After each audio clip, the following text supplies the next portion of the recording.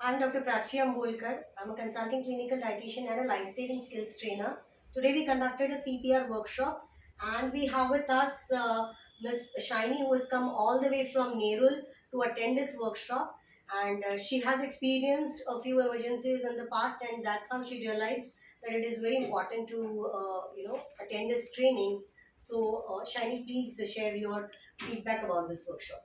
Yeah, I'm Shiny Nelson. I'm working with Nuclear Power Corporation of India and I stay in Nerul. And I'm very thankful to Dr. Prachi for having conducted this training and made me a part of that. And because this CPR is one of the essential part of survival, particularly when such kind of emergencies happen in a public space, and we should be a medium to save a life. And I thank Dr. Prachi for having conducted this. Thank you. Thank you so much for coming and joining us today. Thank you. Thank you.